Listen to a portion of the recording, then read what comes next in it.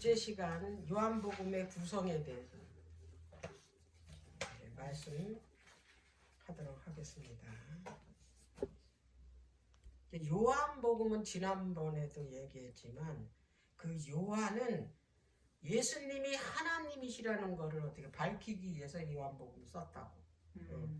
오직 이 땅에 오신 예수님이 하나님의 아들이지. 그래서 1장 1절서부터 뭐예요? 말씀이 태초에 뭐가 계셨다?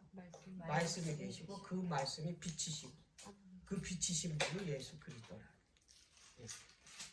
자, 이제 그 핵심이 뭐냐면 그 아까 우리 다니엘서 9장 26, 27장 읽었잖아요. 한 일의 절반에 기름 부은 자가 끊어져 없어진다. 예수 그리스도께서 십자가에 달리시는 그 때를 알리기 위해서 요한복음을 썼어요. 그래서 요한복음은 때에 대한 그 때라는 단어를 많이 썼어요. 근데 그 모든 사건이 그 때에 대한 거를 뭐냐면 그 중심적으로 썼어요. 근데 그 때가 언제냐? 예수님이 돌아가시는 때가 언제? 절기로. 6월절이죠.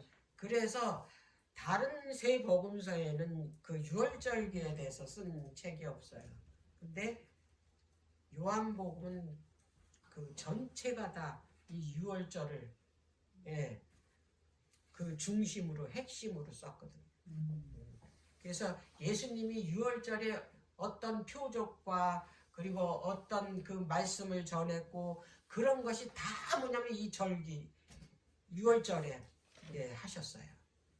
자, 그런데 이제 또 한 가지 중요한 건 뭐냐면 그 요한복음이 예수님이 직접 정체성을 밝혔어요. 내가 하나님이다.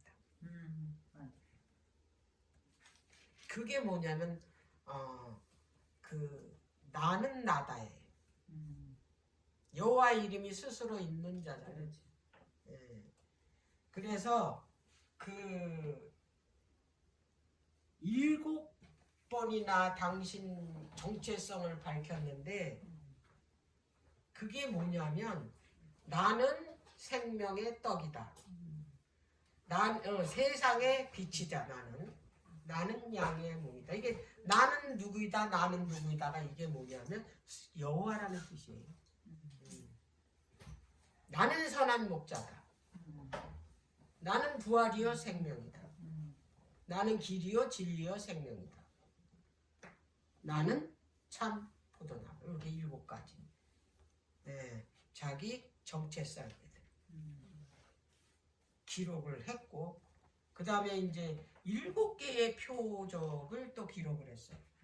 세 복음서에는 이적을 뭐냐면 기록을 했는데 요한복음의 요한은 표적으로 그것도 딱 7개. 그것도 어디에 맞춰서 6월절기에 맞춰. 그래서 표적은 예수님이 하나님의 아들이라는 거를 어떻게 알리는 이적이거든. 그러니까 표적하고 이적은 달라요. 자, 그러면은 오늘 이제 요한복음 구성이 어떻게 됐냐면 1장에서부터 6장까지는 세 번의 6월절에 그 일어난 사건에 대해서 기록한 거예요. 6장까지 세 번 6월절은 끝났어요. 그건 21장까지 있거든요. 아직도 멀었는데 세 번 6월절을 저 6장에서 끝냈다는 거예요. 네 번째 돌아가시는데? 네 번째 돌아가시는 거지. 28년 6월절, 29년 6월절, 30년 6월절, 31년 6월절에 돌아가시고. 근데 세 번째 6월절까지가 6장에서 끝난다. 1장에는 예수님이 이제 그 침례 요한한테 기름 부음을 받는 장면이 나와요. 침례를 받으시고 보라 세상죄를 지고 가는 하나님의 어린 양이로다. 저 1장 29절에 나오잖아요. 그리고 그분이 침례를 받으시고 음. 그리고 이제 그 제자를 부르셔요. 누구를 부르냐면 그 이 베드로 안드레는 형제예요. 그리고 빌립과 나다니엘 와보라가 누가 그랬어요? 빌립이 그랬죠. 나다. 그 나다니엘을 부르는 장면이 나옵니다. 그 어디에 1장에. 자 그리고 이제 2장에 가면 첫 번째 유월절이에요. 첫 번째 유월절의 첫 번째 표적이 나와요. 그게 가나의 혼인잔치. 가나의 혼인잔치에 포도주가 떨어졌어요. 그래서 포도주가 떨어졌을 때 그 예수님의 어머니도 거기 참석한 거 보니까 예수님 어머니 그 가정하고 뭐 친척되는 것 같아요. 그래서 어머니가 와서 아들한테 포도주가 떨어졌다. 그랬더니 아직 내 때가 아닌데 이제 포도주를 떨어졌다 그러니까. 그래서 이제 이 어머니한테 그 얘기를 하잖아요. 아직 내 때가 아닌데. 그래서 이 때가 뭐냐면 예수님이 십자가에 돌아가시는 때가 뭐냐면 그분의 피를 흘린 포도주는 뭐를 상징하는 예수님의 그 죽으시는 그런 피를 말하는. 그리고 2장에 그 혼인잔치 끝난 다음에 성전에 들어가셔서 성전 정결을 하십니다. 그게 2장의 내용이에요. 핵심적인 내용이.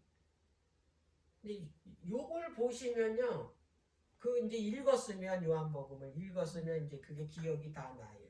그리고 그 이야기가 다 나오는데 그런데 이게 다 이 유월절이라는 이 그 절기 예수님이 십자가에 달려 돌아가시는 그 절기를 기점으로 이 사건 표적을 행하셨다 이 말이에요. 자 3장에는 우리가 다 알듯이 니고데모가 찾아옵니다. 그래서 니고데모는 이미 2장에서 예수님이 어떤 일을 하시는지 다 들었어. 이 사람은 바리새인이야. 이제 관원이잖아. 부자야. 그래서 그 예수님을 대낮에 만나러 찾아오면 뭐예요? 비난받을까봐 밤에 찾아왔잖아요. 니고데모가 예수님을 찾아왔을 때 예수님이 말씀하신 게 거듭나면 물과 성령으로 이게 거듭나지 않으면 하나님 나라에 들어갈 수 없다고 단호하게 말씀하시고 그리고 3장 16절에 요한복음 복음을 선포하죠. 이 모세 때에 그 뱀이 그 장대에 높이 달린 것처럼 인자도 그렇게 달려야 돼요. 그러면서 말씀하셨잖아요. 복음에 대해 하나님이 세상을 이처럼 거기서 이제 니고데모가 이제 이분이 이제 하나님께서 보내신 이제 메시아라는 것을 이제 알게 된 거잖아요. 자, 그런 다음에 4장에 이제 예수님이 사마리아 여자를 만나러 이제 그 세겜 땅에 있는 그 우물가 거기 사마리아 여자가 거기에 물 들어오니까 그것도 언제 오냐? 처음에 오는 거야. 니고데모는 성경에 대해서 너무 박식해. 바리새인이잖아. 그지? 그리고 유대인이잖아. 신분부터 달라. 사마리아 여자. 사마리아 여자는 이방인이잖아. 그리고 굉장히 천한 여자야. 근데 여기서 그 예수님이 복음을 알렸을 때 이분이 하나님의 아들이라는 걸 알렸을 때 니고데모는 더디 믿었어요. 그렇잖아요. 그렇지. 그리고 금방 그분은 인정을 안 했어요. 나중에 가서 이제 조금씩 이제 그 예수님이 하나님의 아들이라는 걸 인정을 했다 이거. 그래가지고 돌아가신 다음에 이제 뭐예요? 그 이 향 300근을 이제 예수님 장사 지내라고 가져온 거 아니에요? 근데 사마리아 여자는 이제 자기네가 메시아를 기다린다라는 그 뉘앙스로 말을 했잖아요. 다 그분이 당신이 그분입니까? 이렇게 물어본 거 아니에요. 그랬더니 예수님이 내가 그다. 메시아라고 니고데모에게도 직접 안 밝혔는데 이 사마리아 여자한테 내가 그다. 내가 그다라는 얘기 뭐예요? 메시아라는 얘기. 너네들이 기다리는 바로 메시아다. 제자들한테도 그렇게 직접 대놓고 밝히지 않았거든요. 처음이에요, 이 여자한테. 그런데 이 여자가 예수님한테 이제 물어봤잖아요. 당신네들은 예루살렘에서 예배를 드리는데 우리는 그리심산에서 예배를 드린다. 응? 이렇게 얘기했더니 예수님이 뭐라고 말씀하셨냐면 성령과 진리로 예배 드릴 때가 온다. 지금은 꼭 거기 예루살렘 성전에 가서 예배를 드려야 되지만 한 곳에 가서 모세가 얘기했거든. 중앙 그 이 한 장소를 택해 가지고 거기서 제사 지내라고 그랬잖아요.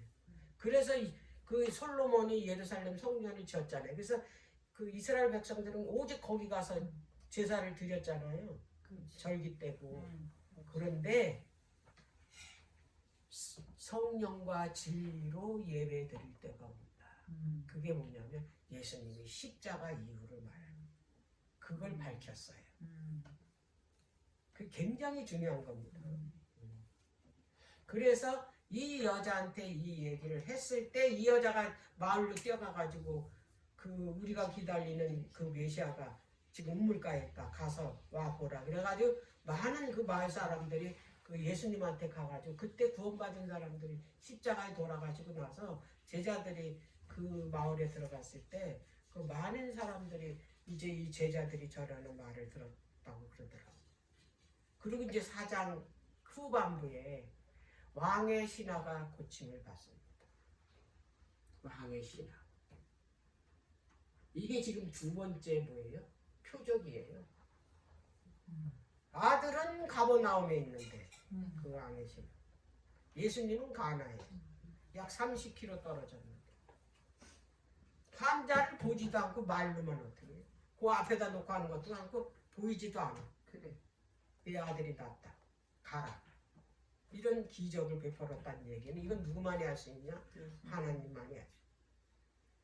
그거를 이 왕의 신하가 그걸 보고 그 가족이 다 이 예수님을 하나님의 아들로 믿고 구원받았대서.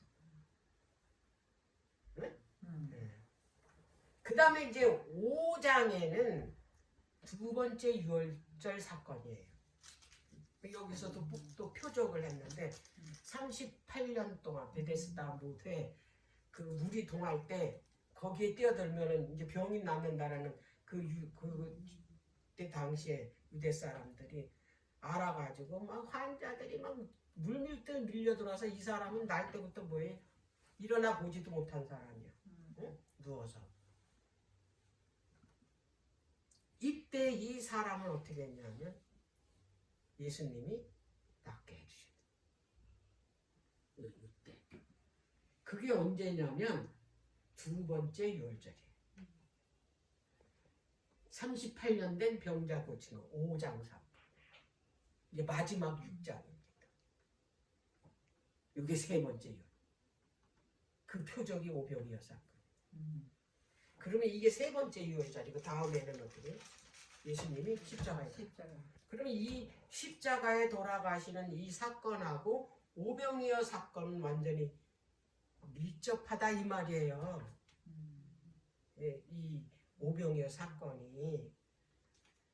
자, 여기에서 오병이어 이 표적을 통해서 이게 이 영생, 생명 이거는 모세가 준 떡이 아니고 이 땅에서 주는 떡이 아니고 뭐라고요?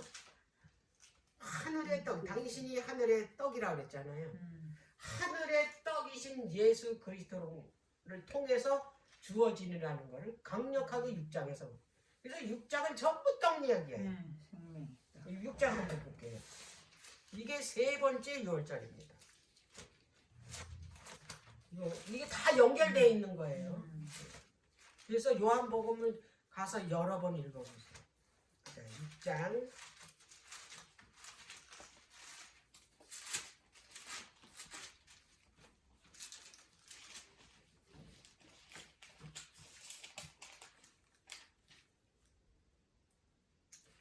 여기에서 이제 거기 온 많은 사람들이 떡을 먹었잖아요.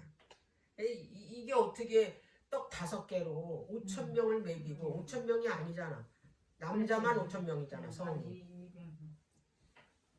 12의 바구니나 이게 남았다 이 말이에요. 이거는 하나님이시지 이거는 그냥 사람이 아니라는 거 여기서 확실하게 하는 이 표적으로.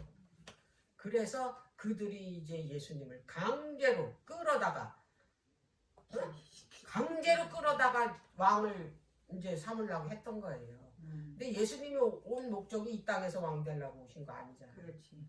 그래서 이분이 제자들을 급히 어떻게 했냐면 갈릴리로 배 타고서 보낸 거예요. 빨리. 지금 여기서 난리가 났어요. 그래서 그 이후로 일어난 게 뭐냐면 표적이 뭐냐면 무리를 거르시는 표적. 그래서 무리를 거르는 표적이 오병이어 사건하고 연관됐다는 거. 그렇게 이제 그 생각을 하시기를 바랍니다. 자, 6장 한번 이들이 다시 찾아와서 예수님이 이제 배 타고 갔더니 이 사람들은 왜 왔냐면 그 표적을 보고 따라온 거예요. 26절 예수께서 대답하여 가라사대 내가 진실로 진실로 너희에게 이르노니 너희가 나를 찾은 것은 표적을 본 까닭이 아니요 떡을 먹고 배부른 까닭이다.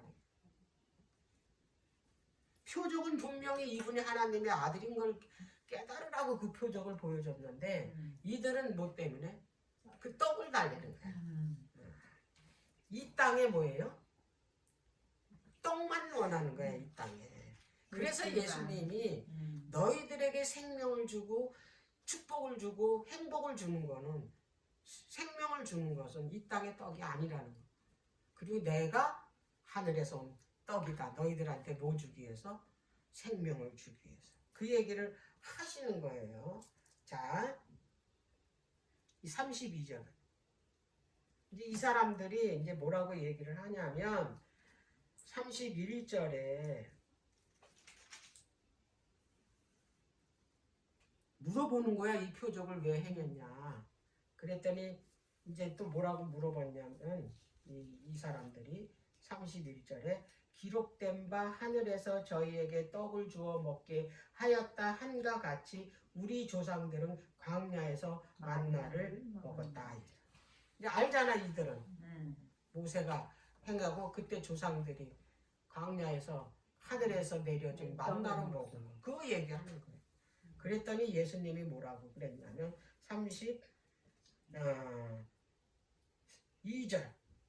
예수께서 이르시되 내가 진실로 진실로 너희에게 이르노니 하늘에서 내린 떡은 모세가 준 것이 아니라 오직 내 아버지가 하늘에서 내린 참떡을 너희에게 주시나니 하나님의 떡은 하늘에서 내려 세상에게 생명을 주는 것이로다 그랬어요. 그랬더니 이들이 뭐라 그랬냐면 항상 달래는 거야.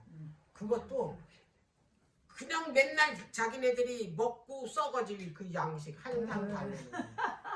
그러니까 34절 저기 예수께서 뭐라 그랬냐면 35절 예수께서 가라사대 내가 곧 생명의 떡이다. 그래서 내게 오른 자는 결코 줄이지 아니할 터이요 나를 믿는 자는 영원히 목마르지 않는다. 이렇게. 자 다시 48절에 사람들이 수군거리냐 그럼 우리가 어떻게 예수님을 잡아먹냐 이게 자기가 떡이라니까. 문자 그대로 오늘날도 똑같아요. 문자 그대로 받아들인다니까. 그래. 거기에 어떤 의미를 가지고 하는지 그 떡이 바로 예수님을 계시하는 게 말씀이잖아요. 그 말씀을 먹으라고 그랬는데 이 성소를 모르는데 어린 양이 인도하는 대로 어떻게 따라? 48절에 내가 곧 생명의 떡이로다.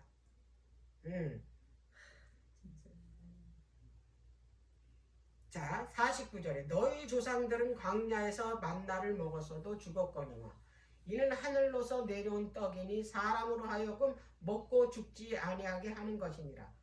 나는 하늘로서 내려온 산떡이니 사람이 이 떡을 먹으면 영생하리라. 나의 줄 떡은 곧 세상의 생명을 위한 내 살이로다. 53절 예수께서 이르시되 내가 진실로 진실로 너희에게 이르노니 인자의 살을 먹지 아니하고 인자의 피를 마시지 아니하면 너희 속에 생명이 없다. 그 떡을 어디다 내가 차려놓냐? 내가 십자가에서 죽음으로 인해서 그 죽음으로 인해서 너희한테 그게 떡이 된다. 그게 뭘로? 말씀으로. 그게 이제 그 성소에 그 떡상을 이제 차려놓은 거로 말해. 그분이 그때서야 비로소 뭐예요? 영생을 주는, 생명을 주는 떡이 되는 거.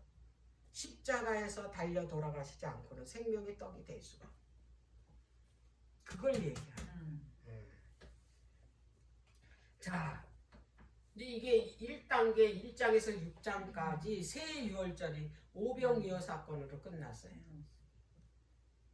이게 30년 유월절이에요. 자, 그런데 7장에서 11장 이제 5장이잖아요. 여기에는 무슨 이야기가 적혀져 있냐면 여기는 초막절 배경으로 썼어요. 이 유대인들이 이 뭐냐면 율법 준수, 초막절에 대한 잘못된 오해, 그 다음에 이 잘못된 메시아에 대한 기대. 이 땅에 메시아가 와서 자기네들을 로마에서 건져주고 자기 나라가 온 세상을 지배할 그런 왕으로 기다렸다. 그런 기대. 이거를 예수님이 잘못 오해하고 있으니까 이분을 뭘 가지고 비유를 들어서 말씀하셨냐면 7장에서부터 빛과 물입니다. 빛과 물. 초막절입니다. 자, 7장 볼게요. 7장 1절. 이후에 예수께서 갈릴리에서 다니시고 유대에서 다니려 아니하시는 유대인들이 죽이려 하니더라. 유대인의 명절인 초막절이 가까운지라 그랬어요. 이제 이게 초막절 이야기입니다. 초막절. 자, 그러면서 이제 37절부터 39절까지. 명절 끝날, 이게 초막절입니다. 이제 끝날이에요. 초막절이 일주일 8일 동안이죠. 근데 이건 끝날이야. 8일째 되는 날. 예수께서 서서 외쳐 가라사대 누구든지 목마르거든 내게로 와서 마시라. 여기 물에 대해서 나오죠. 이분이 생수라는 거예요. 나를 믿는 자는 성경에 이름과 같이 그 배에서 생수의 강이 흘러나리라 하시니 이는 그를 믿는 자에 받을 성령을 가리켜 말씀하신 것이라. 예수께서 아직 영광을 받지 못하신 고로 성령이 아직 저희에게 계시지 아니하시다. 누구든지 목마르거든 내게로 와서 말이야.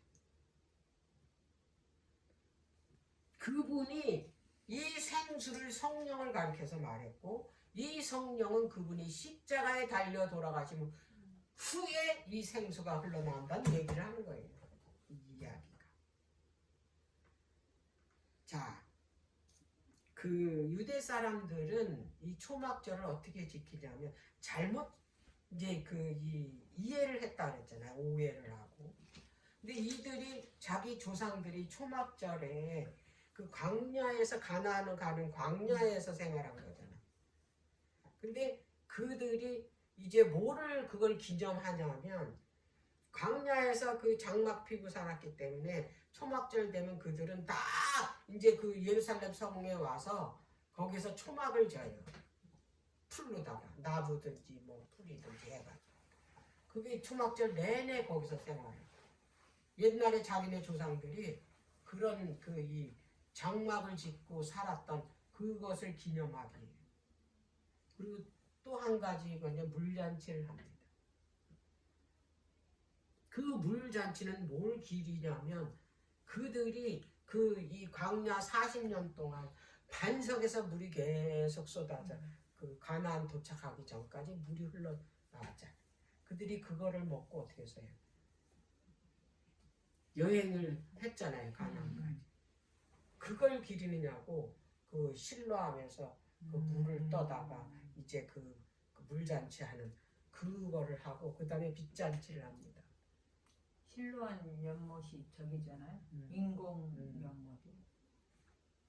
그 빚은 뭐냐면 왜 빚잔치를 하냐면 성전에다 막 기둥에다 다 불을 켜놓습니다. 그건 뭐냐면 그 조상들이 그 광야 생활할 때 낮에는 구름 기둥, 밤에는 불 기둥, 불로 인도하죠.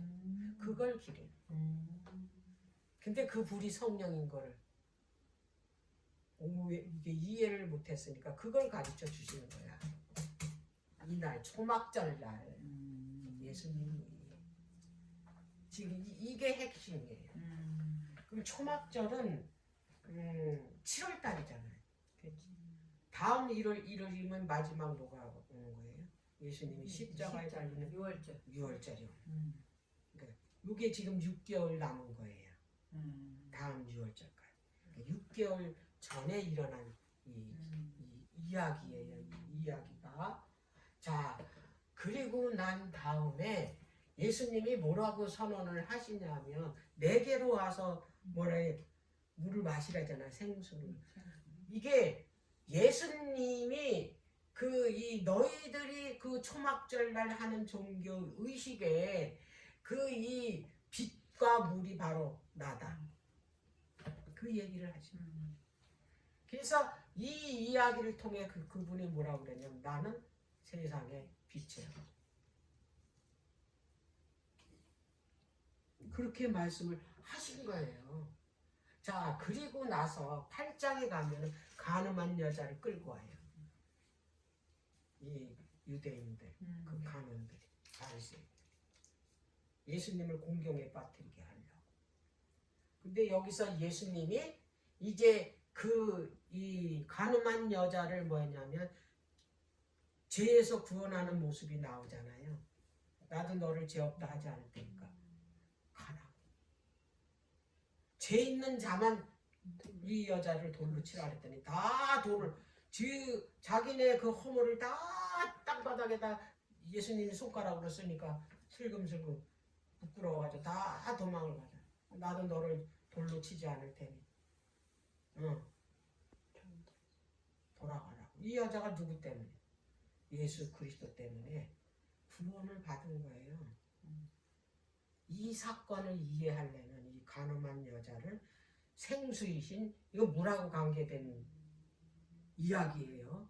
초막절에 이제 이 물과 빛에 대해서 그분이 물이시고 빛이라고 그랬으니까 그러면 이분이 이 물이 되신 이분이 간음한 여자를 고친 이야기가 그 도대체 어떤 의미냐 이거 나 이번에 처음 알았어요. 민수기 5장 이야기를 이해 못하면 이게 이해가 안 되는 사건이에요. 민수기 5장에 간음한 여자 나온다. 간통한 여자. 자, 민수기 5장을 볼게요.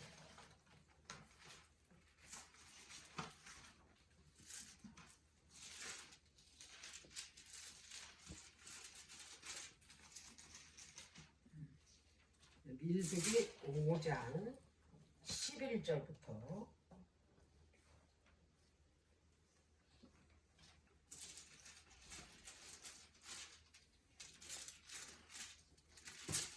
31절까지가 아내의 간통을 밝히는 절차에 대해서 이제 그 하는 의식이에요. 이게. 뭐냐면 만약에 그 아내가 그 간통을 했으면 간통을 했든 안 했든 이제 의심을 할 거 아니에요. 그렇지. 그걸 밝히는 거야. 그거를. 그런데 어떻게 밝히냐면 자 너가 이제 그 의심이 생겨서 아내를 의심하려거든. 그가 진짜 간통을 했는지 안 했는지 이제 시험을 하는 거예요. 의식을. 근데 이제 여기에 보면 이제 어떻게 했냐면 16절에 제사장은 그 여인으로 가까이 오게 하여 여호와 앞에 세우고 토기에 거룩한 물을 담고 여기 물 나오죠. 성막 바닥에 티끌을 취하여 물에 넣고 그랬어요. 여기 티끌이 흙이잖아요. 물은 예수님 생수를 상징하는 거예요. 그래서 이걸 섞어가지고 그 간통이 의심되는 여자한테 먹이는 거예요. 그러면 이 여자가 간통을 안 했으면 그게 증명이 되고 간통을 했으면 배가 어떻게 부어가지고 죽는 거예요. 그 얘긴데 이게 뭐냐면 이 비유의 말씀 간음한 여자 사건을 왜 여기다 기록을 해 놓으셨냐면 예수님이 어떻게 죄인들을 구원하시는지를 이 간음한 여자를 통해서 그리고 민수기 5장에 간통한 여자 우리가 다 간통했잖아요. 여자가 우리가 뭐예요? 교회잖아요. 여기서 성경에서 비유를 들어서 어떤 사건 이야기할 때 여자가 들어가는 건 다 뭐예요? 교회를 말하는 거예요. 그냥 그 여자 이야기해서 이야기거리로 성경에 절대로 기록 안 합니다. 이거는 그냥 비유를 들어서 말씀하시는 뭐하냐 우리들한테 뭘 주기 위해서 교훈을 주기 위해서. 그래서 이 간음한 여자를 끌고 온 것도 예수 그리스도가 이 여자를 어떻게 구원하시는지를 보여주는 사건이야. 이 사건이. 그래서 이 그 5장에 그 여자가 뭐냐면 그 물두멍에서 물을 가져오는 거거든. 물두멍이 누구예요? 예수님이잖아. 그 물을 떠다가 그 성막 그것도 어디 있는 거? 성막 바닥에 흙을 긁어서 그 이 물두멍에서 떠온 그 물에다가 어떻게 타서 먹이는 거예요. 그 얘기는 뭐냐면 그분이 생수이신 그분이 이게 간통한 죽을 수밖에 없는 죄인을 티끌이 되셔가지고 죄인이 되셔가지고 우리에게 뭘 주는 거예요? 생명수를 주는 거야. 물을 구원하는 물을 주시는 거를 이 그 민수기 5장에서 그 죄를 용서하시고 그것이 지금 요한복음 8장에서 간음한 여자를 생수이신 예수님이잖아요. 이 여자는 간음한 여자잖아요. 그거를 보여주는 거예요. 초막절에 이 특징이 물잔치, 빛잔치잖아요. 예수님이 나는 생명수라 그랬고 나는 빛이라. 그래서 그분이 어디 물로써 이 여자를 어떻게 생명수로 구원하는 그런 사건이에요. 8장이. 그러니까 7장하고 연결된 사건이라는 거예요. 자, 근데 이거 9장에 가면 또 이게 저기 뭐야 소경 이야기가 나와요. 9장에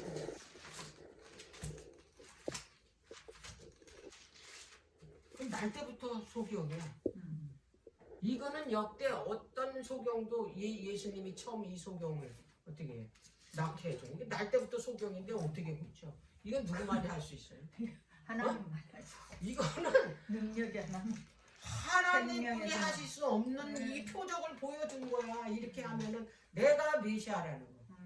이 표적을 통해 어떻게 날 때부터 소경이 빛을 볼 수 있냐고.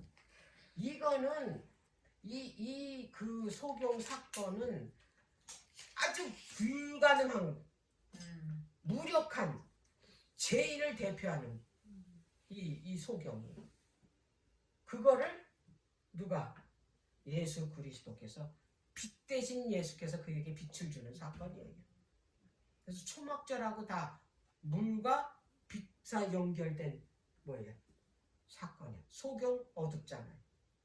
빛이 되신 그분이 그 얘기 어떻게 했어요? 빛을 주셨죠. 가늠한 여자 그 얘기 어떻게 해요? 생명수를 주셨어요. 그걸 구원해 주신 거예요. 이거 그거하고 지금 연결된 사건이에요. 이게. 그런데 이제 그 유대인들이 예수님을 전적으로 죽이려고 쫓아다녔던 건 이 사건이에요. 소경 안식일에 고쳤어요. 이 소경. 그래서 이제 그 안식일을 범했다 그래가지고 이 예수님을 더 죽이려고 혈안이 돼서 이때부터 아주 적극적으로 예수님을 죽이려고 쫓아다녔거든요.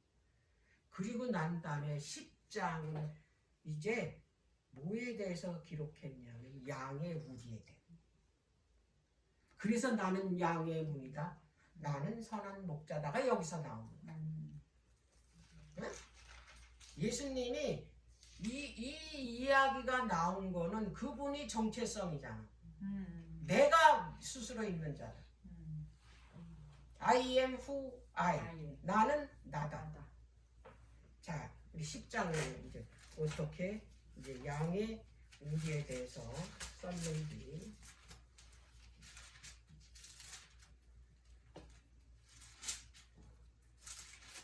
이렇게 연결된 겁니다. 이렇게. 이건 다른 복음서는 따로 이렇게 했지만 이거는 다 연결된 거예요. 유월절하고 연결돼. 그래서 어디까지 가냐? 예수님이 십자가까지 가는 거예요. 자, 10장 1절. 내가 진실로 진실로 너희에게 이르노니 양의 우리의 문으로 들어가지 아니하고 다른 데로 넘어가는 자는 절도며 강도다. 문으로 들어가는 이가 양의 목자라. 문지기는 그를 위하여 문을 열고 양은 그의 음성을 듣나니 그가 자기 양의 이름을 각각 불러 인도하여 내느니라 그랬어요. 7절. 예수께서 다시 이르시되 내가 진실로 진실로 너희에게 이르노니 나는 양의 문이라. 11절. 나는 선한 목자라. 선한 목자는 양들을 위하여 목숨을 버리거니와 싹구는 목자도 아니요 양도 제 양이 아니라 이리가 오는 것을 보면 양을 버리고 달아나나니 이리가 양을 늑탈하고 해치느니라. 14절. 나는 선한 목자라. 내가 내 양을 알고 양도 나를 아는 것이라 그랬어요.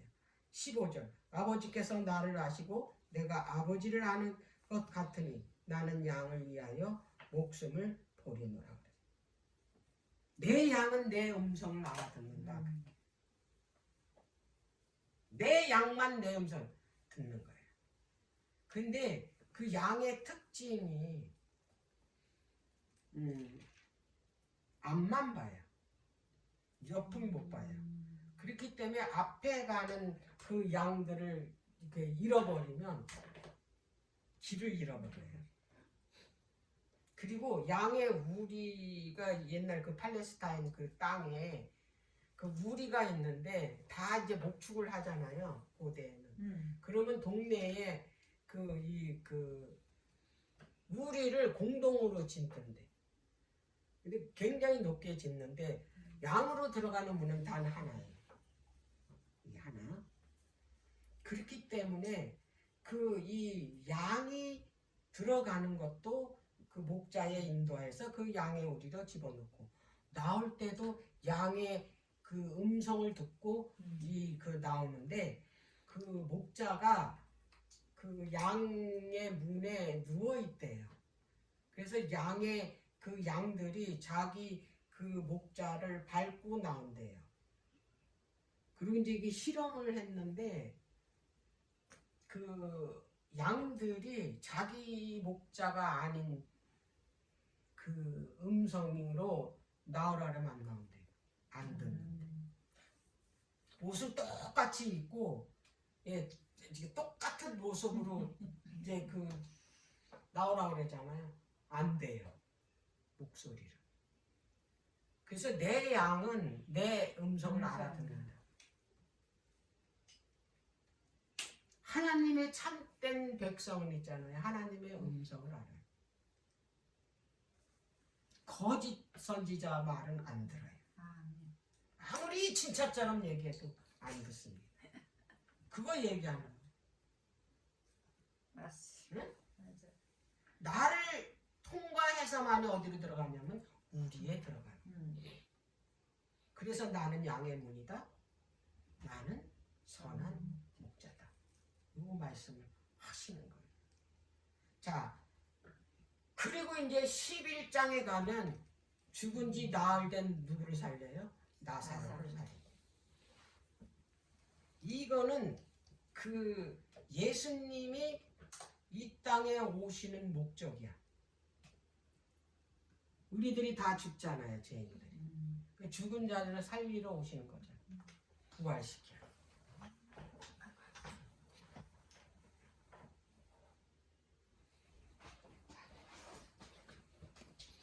왜 그 나사로를 죽은 지 나흘 만에 부활시켰냐면 보통 사흘째 되면 이제 장례를 치르잖아요. 근데 왜 나흘까지 기다렸나? 사흘째 된까지도 시체가 썩지 않는데,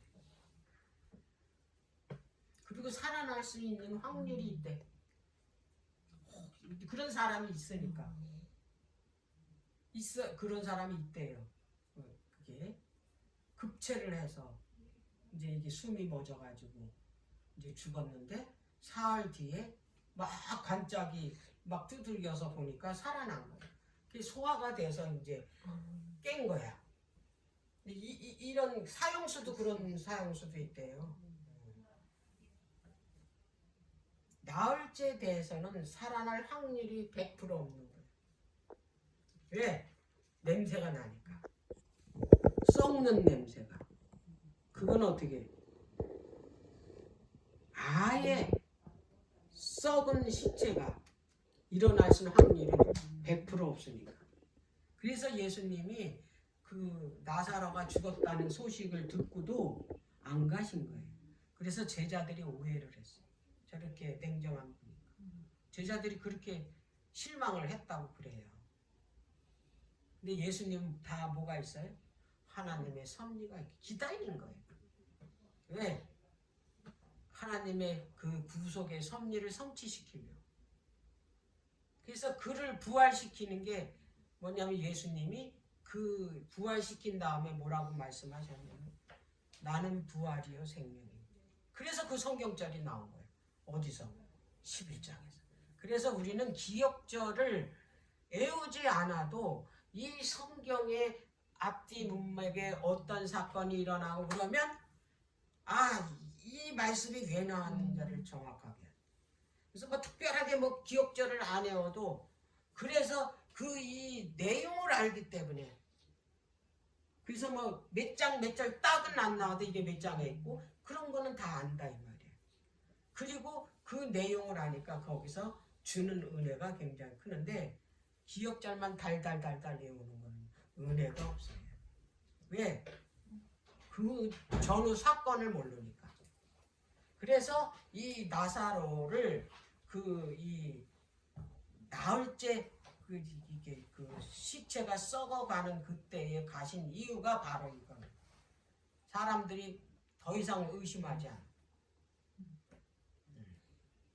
그리고 이 하나님의 그 백성들도 죽어서 다시 살리실 수 있다라는 걸 어떻게 했냐면 보여준 거예요. 누구를 통해서?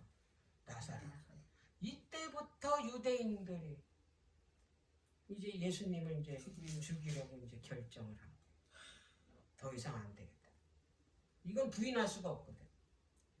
나사로 나흘 됐고 냄새까지 나는데 그를 부활시켜서. 요게 이제 11장에서 이제 끝나는 거야. 그리고 나사로를 통해서 나는 부활이요 생명. 요 기억절이 나오게 돼. 그래서 요게 나는 나다. 예수님이 당신의 정체성이 나오는 7개 표적 그 말씀이 이제 마지막으로 뭐예요? 15장에 가면 나는 참 포도나무다. 그걸로 7개의 그 그 이 정체성 정체성. 이제 그 마치는. 그래서 오늘은 내가 저걸 다 12장 2서부터 22 마지막 단계를 못해서 시간이 없어서 그래서 저거는 이제 다음 주일에 이제 저거 이제 다룰게요. 아이고, 아무튼 요한복음 내가 늘 궁금했었어. 너 요한복음에 이게 이제 세가는